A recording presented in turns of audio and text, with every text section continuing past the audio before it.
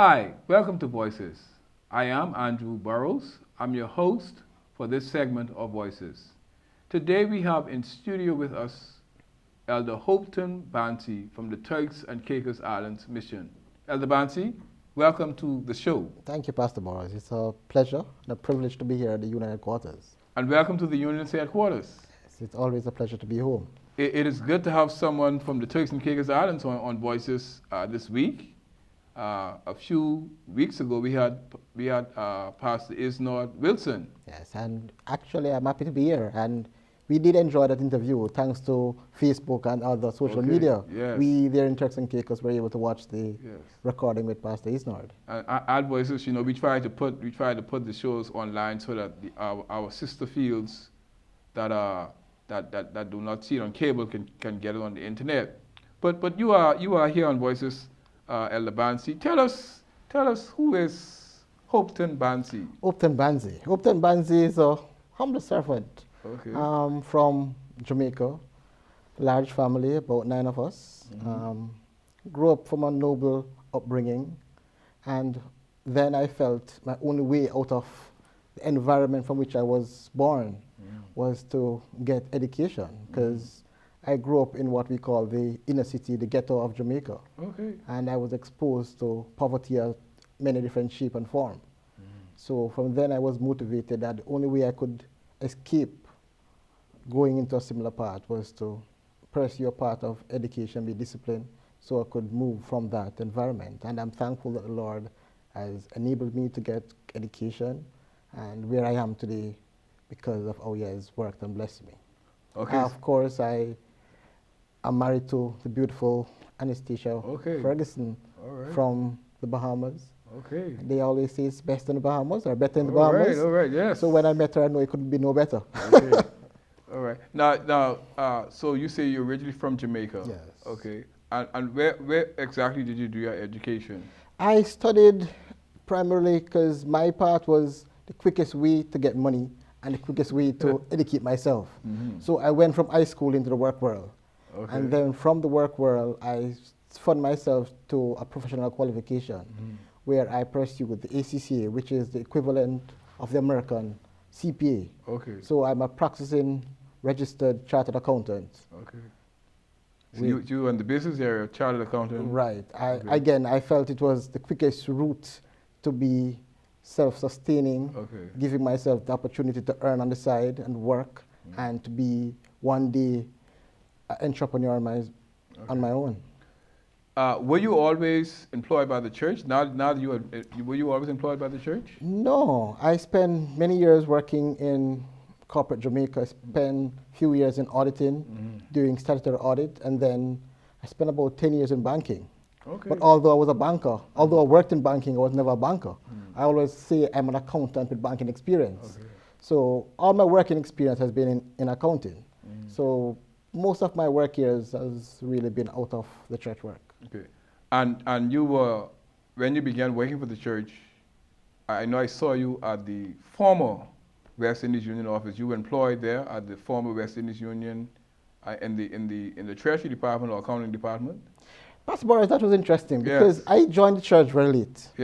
And when I joined the church, I went to church and I wanted to help. And I didn't have the speaking skills. I didn't have the skills to train. And I said, Lord, how can I help my church? And I prayed and said, Lord, the only thing I have is my working experience, my knowledge of accounting. And I said, Lord, how can I help the work? And I prayed, and for about 6 months, I said, Lord, lead me, I will follow. I am open. And within that 6 months of joining the church, praying, asking the Lord to lead me, I was offered an opportunity to work for the church. And I said, Lord, you are leading me and I will accept. It was a sacrifice. I had to relocate from Kingston to Mandeville. I had to take a significant cut in salary. But up to this point, I haven't regretted it because I still feel that the Lord was leading and directing my life then. And I'm happy I have made the decision to work for the church then in the former West Indies Union. So how's it been working at the former West Indies Union? Well, the former West Indies Union was a culture change for me. I used to go into work in corporate Jamaica, go into work, we read news first thing in the morning, talk about politics, talk about topical issues. When I joined the church, working for the church, start the work day with worship was a new experience. To start each meeting with prayer was a new experience, and it was a rich experience. And that was something I was really excited about. Because I said, I came to the church late, so those daily worship wasn't something I was very familiar with. And then joining an organization where before you lift a pen, we thank the Lord for bringing us here. We thank the Lord for all He has been doing in our life, and ask the Lord to lead us through the day. Was indeed a rich experience for me. And we're going to get back to that, because I heard that mentioned at Devotional Thought in another forum. But now, from Mandeville, Jamaica, the former West Indies Union, to the Atlantic Caribbean Union, and particularly now the Turks and Caicos Islands Mission, how did you get from Jamaica to the Turks and Caicos Islands? Again, I joined the West Indies Union work team in 2005. Within about 3 years, 3 months of joining the work team, I was appointed assistant treasurer. They're in charge of the Workers' Loan Fund, which manage loans to workers within Jamaica for about 500 workers. I also manage the health plan, supervising the reimbursement for health claim for the workers. But at that time, with so much working experience, I was working maybe 15, 16 years, I felt I needed a new exposure to work life. And I was looking at options outside of Jamaica. And the Lord, we are told that the Lord will give us the desires of our heart. And that was a testimony. Because I did not have no discussion about Turks and Caicos. I was never looking at Turks and Caicos. I was looking at other options within the denominational employ. And one morning, going to Mandeville from Kingston, I got a call from the former union treasurer telling me I was appointed to serve as treasurer for Turks and Caicos. Just like that? Just appointed. like that. No questions asked? I wasn't given an opinion. I didn't get the opportunity to discuss anything. I was just heading to work, and she told me last night I was voted as treasurer, and they will announce it in worship this morning. So nobody asked you? No one asked me. And they just informed you? Just told me that I am now the treasurer for Turks and Caicos. And again, I have taken that simple... You could have said no. I could have, but I've taken the simple notion that lead me, Lord, I will follow. And joining the church, what I was told initially, and I believe strongly even this day, that the Lord will lead is leaders in meetings, and that the decision from meetings is led by the Spirit. And I believe that it was only the Spirit would have allowed the decision to be arrived at for me to be appointed to serve with Turks. I didn't ask about the salary. I didn't ask about the consequence of relocation. I just accepted the offer. Never been to Turks? Never been to Turks. I went to Turks, accepted the offer without even knowing my package. I worked 1 month, at the end of the month, I asked, where will I be compensated this month? So that was like Abraham. Abraham went and did not know where he was going, but the Lord was leading him. And I believed that the Lord was leading me, and I just followed that path. So you went to Turks now, and you went to serve as the treasurer of the treasurer of the Turks and Caicos Islands Mission at the time. Okay. At that time, they were really revamping the work and restructuring the work in Turks and Caicos, platforming it for growth. At the same time of my appointment, they had appointed Pastor Jackson as the executive secretary, because before it was always a two-team administrative body with president, secretary, treasurer. And in 2008, they were making a deliberate effort to restructure the work in Turks so the work there can grow. So they appointed treasurer and a secretary as two separate administrative persons. So we want to talk now about your ministry in the Turks and Caicos Islands, but before we continue, we want to take a short break. We're going to take this break right now, and we will be right back in a few moments.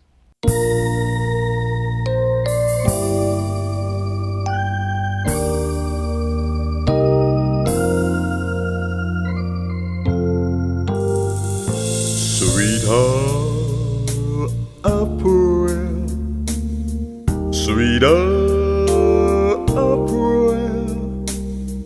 that calls me from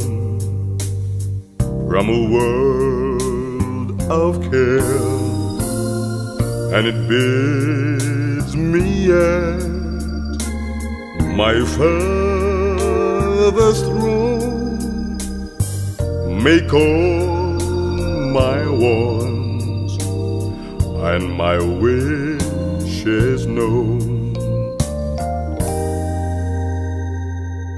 Hi, and welcome back to Voices. In studio with me today is Elder Hopeton Bansie, the Treasurer and the Executive Secretary of the Turks and Caicos Islands Mission. Elder Bansie, welcome back to the show. Again, thank you, Elder. It's a pleasure again to be here. Now, before we took the break, we were talking about you going to Turks and Caicos Islands and you serving as a treasurer. But now today, you carry two responsibilities. As a matter of fact, you carry more, but let's focus on these two. You're also the executive secretary of the mission. Did you ever see yourself serving as the executive secretary of the mission? Elder, I've never seen myself even serving and working for the church. As a boy growing up, yes. If you were to tell me that I'd be working for the church, I would tell you never. Because it's something I would never think about. It's something I never would even dream about. But having been relocated to Turks, working in the treasury, I got a clear picture of what was happening in Turks. And when Pastor Jackson left us in 2010 to return to England, of course I was never excited of the task of taking on additional responsibility. But I was the first person who was supporting the notion of not having a replacement. Because financially, Turks' work is great. And the more manpower, the better. But the finances is not as strong as it should be. And I felt Pastor Jackson leaving us was indeed a loss. He had great value to the work while he was there. But I felt we could have sacrificed more. And then I felt if each one do more to basically carry the work and lead the work there, it is best that we could save so as to build up our liquidity, build up our working capital, so as to platform us for bigger things. So you are a true treasurer. Well, when you are seeing the finances, when you know bills need to be paid, it is the church of a structure, and the structure, I think, was established based on wise wisdom. And that's what I wanted to establish, to follow that structure, whereas creating a reserve, having liquidity in place, so that the work can be advanced. So what are some of the challenges, Elder Bansie, of being the treasurer and also the executive secretary at the same time? Well, Elder, the truth is the biggest challenge with a structure like this church structure recommends a three-team administrative body, president, secretary, treasurer. The three-team administrative body provide greater insight. You have more knowledge at the table, greater segregation of duty for responsibility, so it provides greater transparency. And it even eliminates personal conflicts, disputes, where it's one-to-one, you have a third party. I'm thankful. And I remember hearing that at one of the seminars. Right. You always have if you have three, you always have someone who could. Right. Right, okay. So the three-team administrative body is best. But I am thankful for working with Pastor Kerr. We have had no conflict working now with Pastor Smith. Now, you mentioned Pastor Kerr, the executive secretary of the union. Right. Okay, you were there when he was there. Yes, I served with Pastor Kerr from 2005 until his appointment here. So we worked for 5 years. Okay. And then working with Pastor Smith again, we have a wonderful working relationship.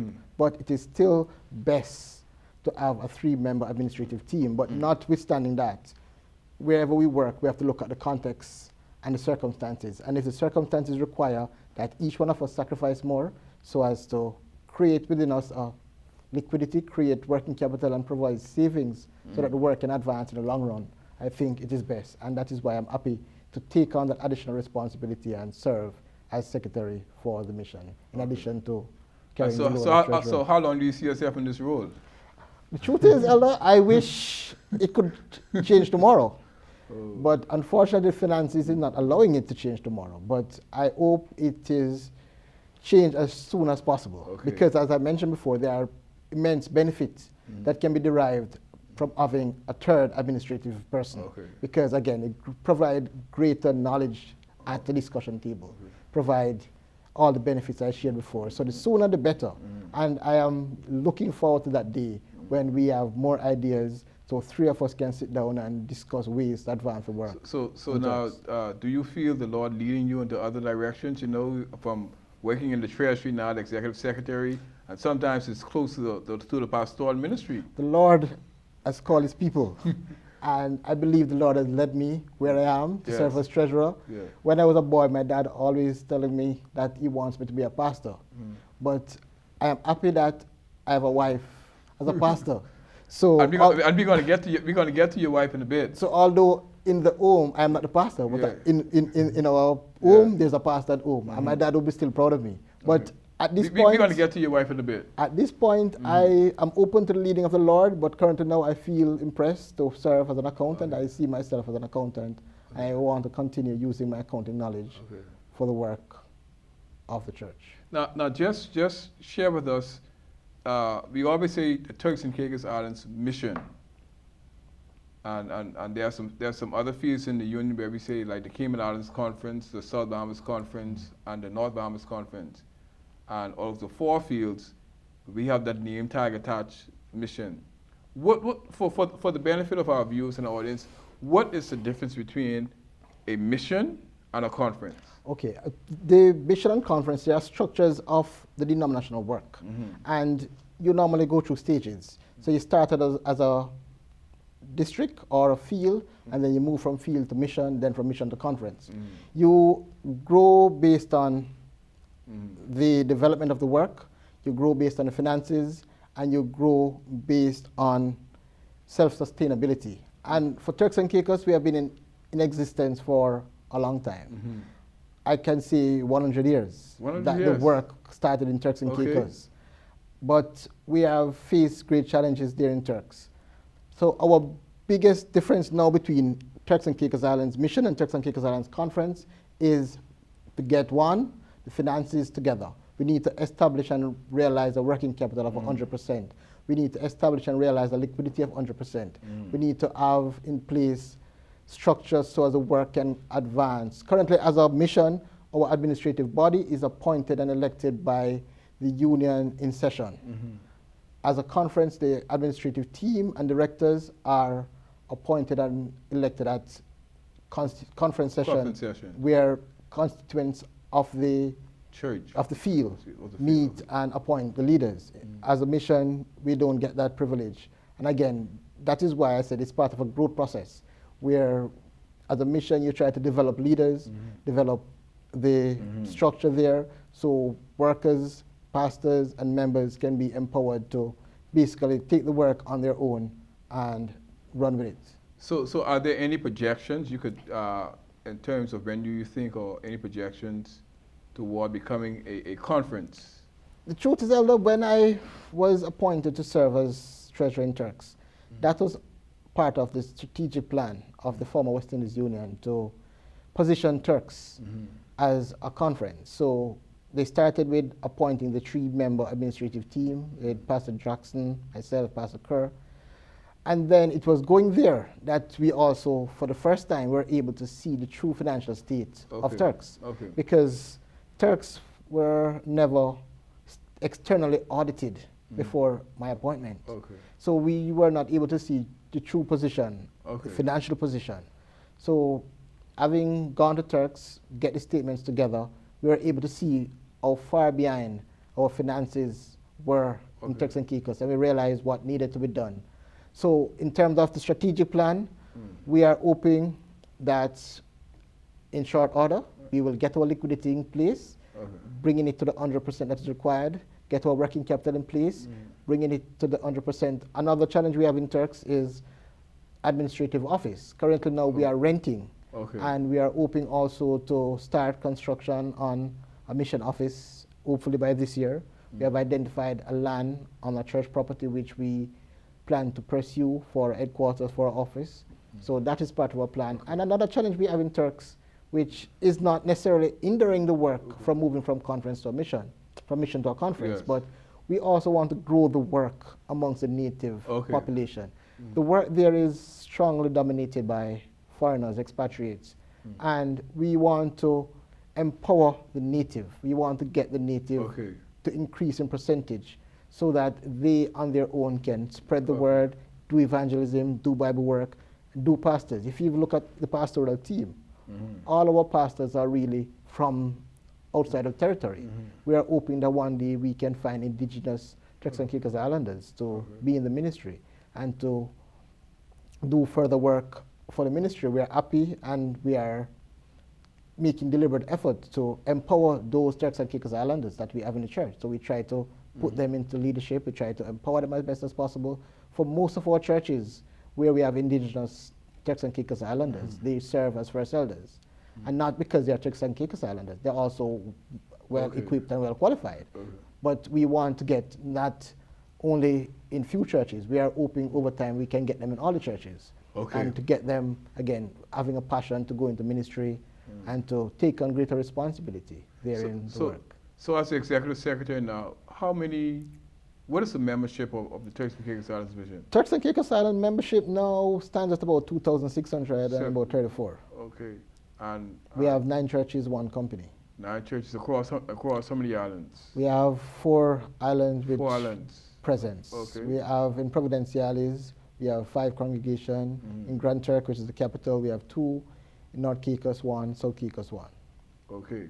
All right. So Elder Bansie, now, you mentioned your wife. Happy that married a beautiful wife. Yes, yeah. And she is a ministerial worker in the field, yes. In the Turks and Caicos Islands Mission. Yes. And she's pastoring. She's pastoring currently. She pastors one of the congregations in North Caicos, and we have a Spanish church. She pastors the Spanish church along with the North Caicos Q Church. And earlier when we talked about it, you're saying that you're happy that your wife is the pastor, and you have no problem with that. I have no problem with that. Okay, no problem with your no wife problem. being a pastor. Again, Elder, I met her. Yes. And I met her. She was already called to the ministry. Yes. And I met her even if she was not called to the ministry. I am happy I met her, and I loved her not because she's a pastor, but my knowledge of studies of the Bible telling me that the Lord can use any one of us. We are told in Galatians that they're neither Jew nor Gentile, they're neither male nor female, that we are all one in Christ. Even when you look at our church working policy, it says that there should be no distinction between race, color, nor gender. So right now, presently in the World Church, there is a discussion on the ordination of women in the church. A lot of divisions have done what you call the theology of ordination study. They have met and they have come back with their recommendations. And so listening to you, just elaborate more on your personal views concerning the ordination of women to the gospel ministry. Again, my personal view is clear. Again, I believe that the Lord can use a donkey. I can't see why he can't use my wife. Okay. The Lord can use objects. Why can't he use female? And I believe that the church structure, as I mentioned before, is a beautiful structure. And believe that when our leaders meet and we ask for the Holy Spirit, I believe the Holy Spirit leads. So I will not try to push a point which will be differing from our church structure. But personally, I believe that ordination of female is something that should be done, and I honestly believe that it's just a matter of time before it happens. But it's just for the church to basically adjust and to get our members more in tune. Because in other territories, we even have elders, female elders, serving local church. And in other territories, they will not accept it. So you have a number of female elders in Turks and Caicos? In Turks and Caicos, we have 1, 2, 3, 3 or 4 congregations of female elders. And at one point, we had 4 of our congregations with female elders. So Turks and Caicos, we are very open to female in leadership. We are open to, they have been very receptive to my wife coming there. Before my wife joined the team, we had another pastor from Jamaica, Pastor Daphne Henry, who used to... Oh yeah, I remember Sister Daphne, Pastor Daphne, yes. She used to carry the work out, and she was embraced, she was welcome. The brethren there did not have any hesitation or reservation in terms of calling her pastor, treating her as pastor. And she was well loved. At one point, she was leaving, and the members came to the mission committee saying that we can't let her go. If she go, she needs to come back. So Turks and Caicos embrace female. Okay. And now your wife is the pastor for how many congregations in the Turks and Caicos Islands? 2. And I understand one of them is a Spanish-speaking country. Yes. So share with us the different ethnic groups in the Turks and Caicos Islands. As I mentioned before, Turks and Caicos is, the membership of our church is dominantly expatriates. And just like the country composition, it was just recently an article was published that you have more foreigners in the country than Turks and Caicos Islanders. And the church is no different. The church is actually even skewed even further. Our largest membership really comes from the Asian population. Okay. Then you would have maybe the Jamaicans, then you have... You have any Dominican Republics? Yeah, yes, the Spanish church is primarily members from the Dominican Republic. Okay. And then we have Bahamians there, and Trinidadians, Guyanese. But our membership is really diverse. I know in Jamaica Cosmetologian. Yes, Cosmetologian. we say out of many one people, but in Turks it's really diverse. We only have there's a strong Filipino presence there, which we have not been able to reach as yet. But all the other language group, we have been able to get a presence there, and we are thankful. And the intent is, sometime last year we were trying to make a deliberate effort to enter the Filipino market, Filipino language group, that community. We haven't been able to find any meaningful impact. We have a few Filipino members, but we are still hoping to be able to make greater inroads in that community, because our intent, again, is to win souls for His kingdom.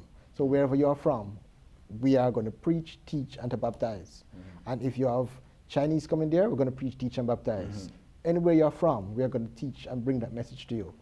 But that is the composition. So as I even mentioned, the 9 churches, most of our membership, we have 1, 2, 3 Asian church. And 2 of the other churches, membership are basically split between Asian and English. Okay. So the Asian really represent a large population of our membership. Yes. And the church is called to minister to all peoples, right, wherever they are found. Now, Elder Bansie, you were recently at the union headquarters and you attended a seminar for the secretaries. Just share in a minute or so the purpose of the seminar and what you gathered from it. What will you take back to the Turks and Caicos Islands mission?